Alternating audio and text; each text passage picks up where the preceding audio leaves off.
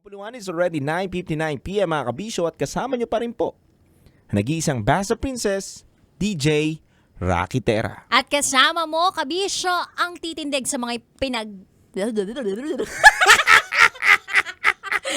titindig sa mga pinaniniwalaan mo sa buhay mo. Ayan. DJ Titangelo.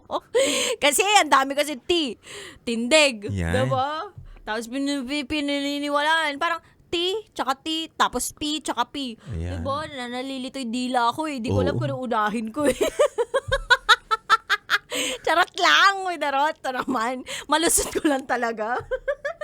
Anyway, eto pa rin nga po ang SPG secret file ng ating kabisyo na si Bugoy. Si Bugoy na muntik-muntikan nang magkaroon ng junior.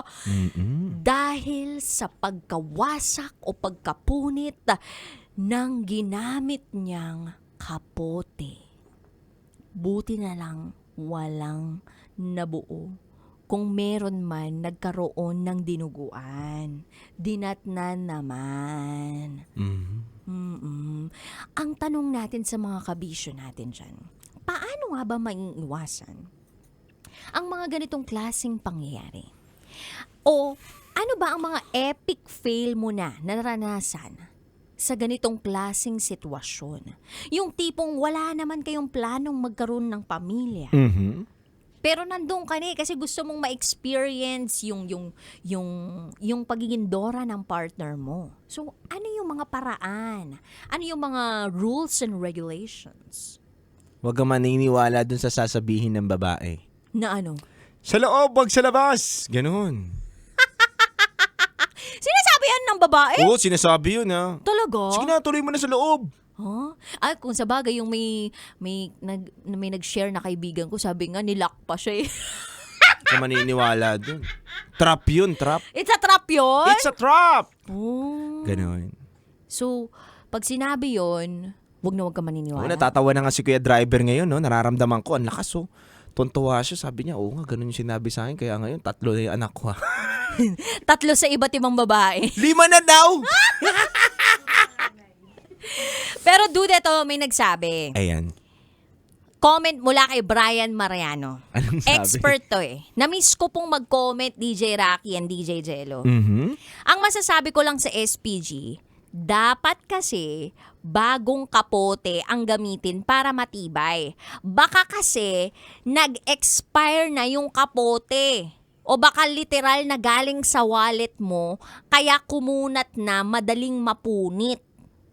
Ingat na lang sa mga susunod na mga sasabak sa bakbakan. Oh, totoo ba yun? Na kapag nilagay mo sa wallet mo, Maswerte? Hindi naman talaga paniniwala nila eh. Pag nalagay mo sa wallet mo, maswerte. o ano ba talaga yung totoo? Hindi totoong maswerte yun. Anong totoo Nagiging dun? safe ka lang.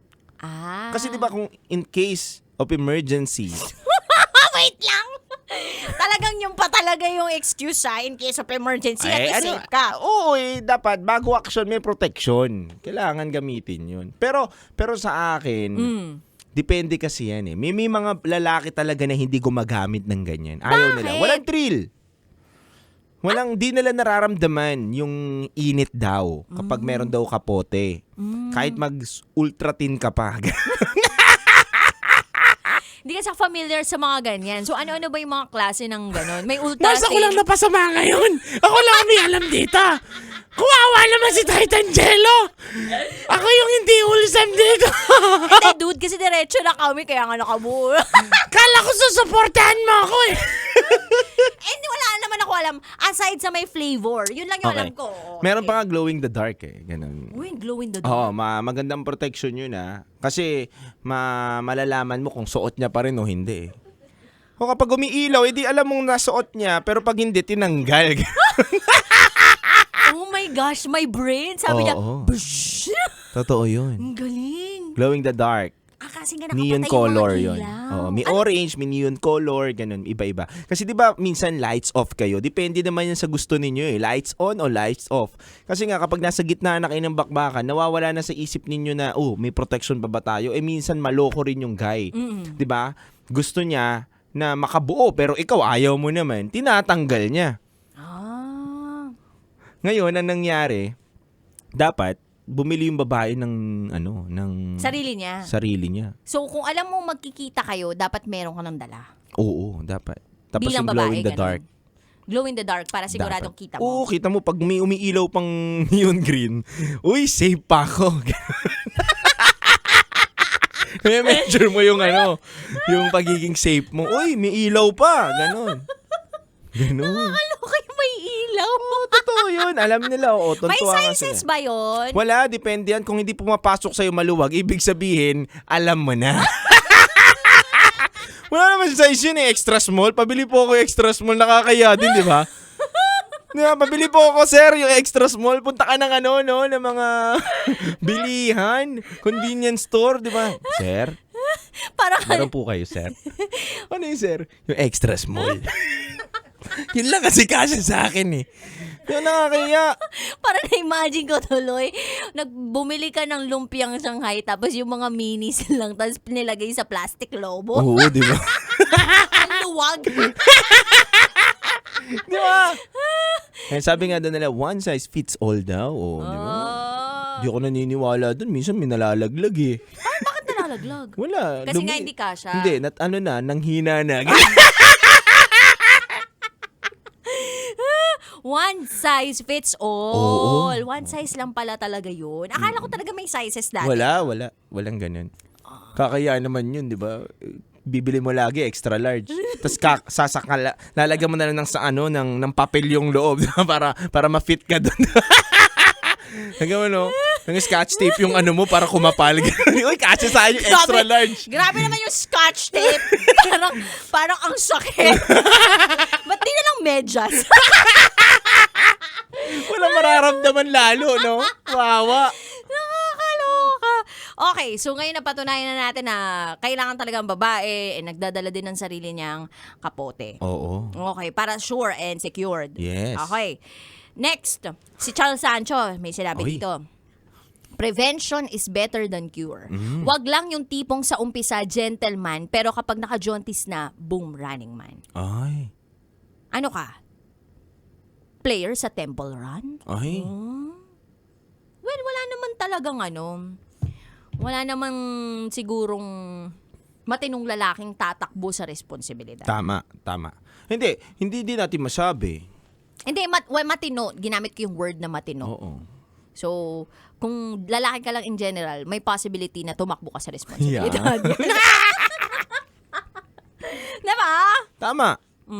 So, dude, bakit nagkakaroon ng pagbutas ng kapote kung okay naman na ginagamit sa gitna, sa umpisa, tapos sa dulo lang siya pag tinanggal? Ay, hindi ko alam pag nung tinanggal na, nung hinugot na, tsaka lang nabutas. Totoo wala pa akong naririnig na nabutasan. Pero meron ako naririnig na binutas talaga. Yung sinundot ng aspili. Sinadya na butasin, pwede. Pero yung para mabutasan, matitibay ang yung mga ganun. Ano yun? Baka plastic labo yung ginamit. Kaya nabutas, di ba? Walang budget. Oo, matitibay ang mga yan, matitibay. Tsaka di ba meron ngang binibenta naman sa loob? Meron. Nasa magkano na ba yun ngayon? Mahal, 320, ganun.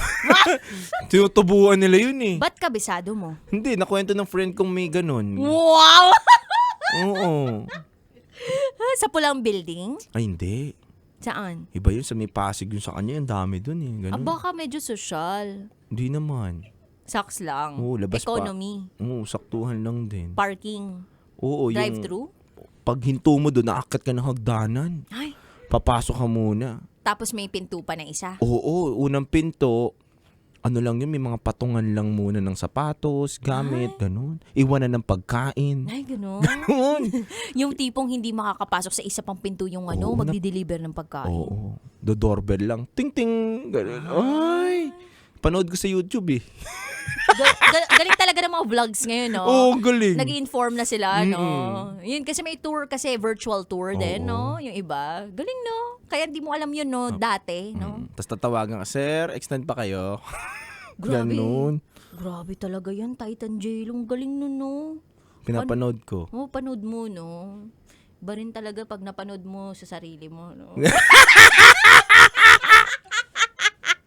Charot lang, charot. So, bottom line, tama yung sinabi ni Titan Jello kanina. Maging safe and ready kayo palagi kung may kikitain kayo and may consent naman sa isa't isa na gagamit kayo ng ganun. Kung sakali man, feeling ko na na dumating sa punto na talagang mapunit tas hindi kayo ready sa mga responsibilidad.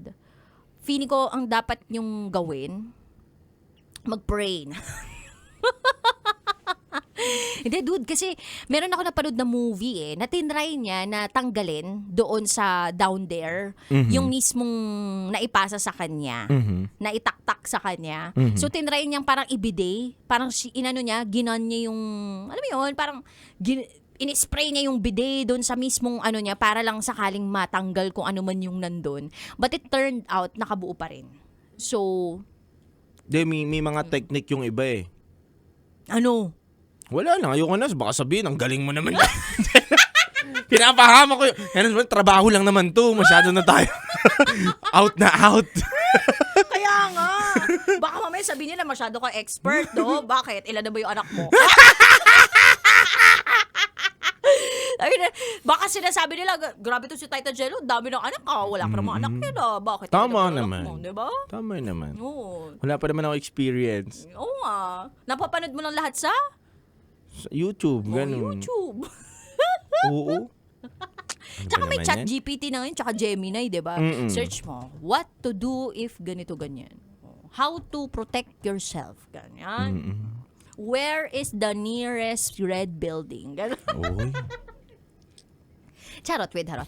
Anyway, sa mga kabisyo na lang natin na gusto mag-share ng kanilang secrets, share it to us, raketera@gmail.com. Sana po'y naging masaya kayo ngayon. At sana safe and protected kayo as always. Kami po'y magbabalik ni Titan Jello para sa Top Secrets. Kasama pa rin si DJ Raketera. DJ Titan Jello. At kayo'y nakatutok sa 90.7 Love Radio. Kailan pa ba kayo memorize yan? Basic. This is SPG as in Super Packanern Secret File. Metro's #1 Love Radio. Basic!